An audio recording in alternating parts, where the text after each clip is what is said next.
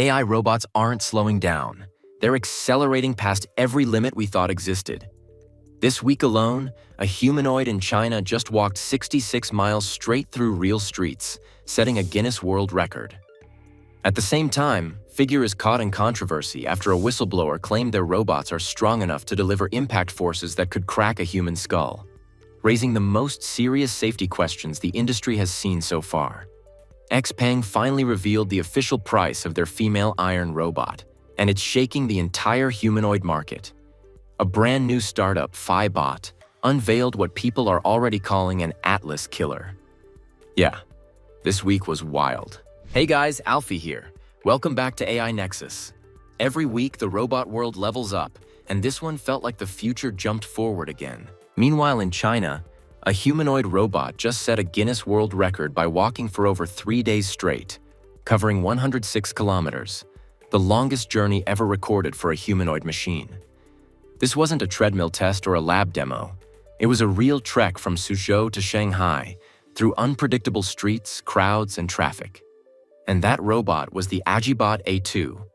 The AgiBot A2 walked 106 kilometers from Suzhou to Shanghai. That's 66 miles through actual city streets with traffic, pedestrians, uneven pavement, and everything else that makes urban navigation complicated for anything without a human brain. Most robot demonstrations happen in warehouses or labs where every variable gets controlled. The A2 walked through the same environment you'd experience on a regular commute. Traffic lights that change unpredictably, crowds moving in random directions, tile roads, ramps, surface transitions, the kind of chaos that breaks most autonomous systems within minutes. The robot handled all of it for 106 kilometers straight. But the detail that matters most? AgiBot claims they've delivered over 1,000 of these robots. This wasn't a custom prototype that a team of engineers babied through every step. According to the company, any A2 unit rolling off their production line could attempt this same journey. That claim suggests a level of manufacturing consistency and reliability that most robotics companies can't back up with receipts. Think about the failure modes that didn't happen. The robot could have misread signals and walked into traffic. It could have lost balance on uneven surfaces. Navigation could have failed. Power management could have collapsed before reaching the next charging point. None of that occurred over a multi-day journey through 2 major cities. And if you think a 106-kilometer walk is intense, wait until you see what Figure's robots endured inside BMW's factory. Figure's robots just finished an 11-month deployment at BMW's South Carolina factory, and honestly, they look like they've been through hell. We're talking scratches everywhere, factory grime coating every surface, dents and scuffs across their entire bodies. And you know what? That's exactly what Figure wanted to show us. This wasn't some polished demo where everything works perfectly under controlled conditions. These robots actually worked. Real shifts, real production, real problems. Over those 11 months, these machines helped build more than 30,000 BMW X3 vehicles and loaded over 90,000 sheet metal parts. Their job sounds straightforward. Grab parts from bins, place them on welding fixtures with millimeter precision. But here's the thing. They did this every single working day for nearly a year. We're talking 10-hour shifts, 5 days a week. Within 6 months of launching Figure 02, they had robots on BMW's floor being tested. By month 10, they were running full shifts on an active assembly line. But here's the crazy part. The robots weren't perfect. The forearm became the main failure point. Why? Because cramming 3 degrees of freedom, cooling systems, and all those cables into a human-sized forearm created serious problems. The constant motion stressed the microcontroller-based circuit board and all that wiring going to the wrist. Thermal issues, dexterity requirements, tight packaging, all of it added up. What makes Figure different is they're brutally honest about these failures. For Figure 03, they completely redesigned the wrist electronics. They eliminated the distribution board and all that problematic dynamic cabling. Now each motor controller talks directly to the main computer. Less complexity, fewer failure points. CEO Brett Adcock called those battle scars proof of real deployment. And he's right. Those beaten-up robots proved humanoid machines can survive actual factory conditions month after month. not just look pretty in promotional videos. And just as Figure exposes its battle scars, XPENG drops a shock that hits the whole robot market like a meteor. XPENG has finally revealed the price of their female iron robot, announced live at the Guangzhou Auto Show. Yes, the same iron that went viral at XPENG's AI Day, when people genuinely thought a human might be inside the suit. But now we know what this robot actually costs. Right now, most humanoids cost as much as supercars, $200,000 to $300,000, and some go past $500,000. So XPENG starting iron at $150,000 instantly undercut nearly every competitor. But the real shock came when He Xiaopeng said the mass production price could drop to around $45,000. That's the first time a humanoid robot has sounded anywhere close to consumer possible. And then there's Tesla. Elon Musk keeps saying Optimus Gen 3 might eventually fall below $25,000, almost half of XPENG's projected cost. That means the world's first humanoid price war has officially started. XPENG aiming for $40,000 to $50,000. Tesla targeting $25,000. Everyone else stuck above $150,000. It's no longer just about movement. It's about who can build an affordable robot for everyday life. He Xiaopeng explained the pricing logic too. Over half of iron's value comes from software. Cars don't work like that. Their cost is mostly materials. But with iron, the intelligence is what you're paying for. And because XPENG already poured billions into self-driving tech, they're reusing that entire software stack for iron. One investment powering two industries. Smart move. He also said something bold. Iron could be more valuable than a car because cars only transport you, while a humanoid can assist at home, at work, and in public spaces. It becomes a platform, not just a product. XPENG claims mass production will begin by late 2026, and they're already testing real iron units inside their Guangzhou factory. Robots lifting objects, repeating tasks, and working beside humans. This isn't concept art, it's happening now. Iron is built for level 3 autonomy, meaning it can move and work with minimal supervision. XPENG's vision language action system lets it see, understand instructions, and act, all in one loop. And just like XPENG cars get OTA updates, Iron will learn new skills through software. Your robot could literally improve overnight. One more detail. The robot shown at AI Day was version 7. The version shipping in 2026 will be version 8. XPENG admitted the hands still wear out too fast, lasting only about a month in factory tests.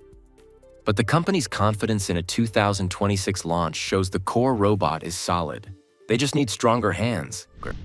If humanoid robots really drop to $40,000 to $50,000, do you think normal households will actually buy them? Let me know in the comment. If XPENG is changing the price game, PHYBOT is changing the performance game. A Chinese startup just went head-to-head with Boston Dynamics, and they did it with a backflip. Fibbot's new M1 humanoid didn't just land a clean flip, it landed a human-like one. And here's why that matters way more than it sounds. This company was founded in September 2024. Two Tsinghua University roommates, Ren Xiaoyu and Mao Shuhan, went from engineering students to building a backflipping humanoid in barely 12 months. That kind of speed is unheard of in robotics. Now, backflips aren't new. Boston Dynamics Atlas has been doing them for years using heavy hydraulics. Unitree's H1 pulled off the world's first standing backflip without hydraulics in March 2024. Engine AI and Unitree have even done front flips and side flips this year. So what's different? PHYBOT claims the M1's flip looks more natural, almost human in its movement. You can debate that, but you can't deny how fast the bar is rising. Here's the real shocker. The M1 costs under $42,000. Atlas? Over $1 million. We've officially reached the point where you can buy a humanoid robot for less than a mid-range car. And PHYBOT didn't build this using open-source frameworks or borrowed designs. Everything is developed in-house, a fully vertical approach similar to Tesla's. That's harder, riskier, and more expensive, but it means total control, faster iteration, and no easy reverse engineering for competitors. But let's answer the big question. Why do companies keep showing backflips if no one needs a robot gymnast? Two-word answer: stress test. A robot capable of a backflip has dynamic balance, explosive power, real-time sensing, and precise control. Those same skills translate to real work: carrying loads, navigating homes, assisting the elderly. Fibbot's backflip isn't a revolution. It's a confirmation. A new player can now reach world-class capability in 1 year, and at a price regular people can actually imagine paying. The question isn't whether robots can backflip anymore. It's how soon one will be useful enough that you'll want one in your house. And just when you think robotics can't get any more extreme, Unitree shows up with a basketball-playing humanoid.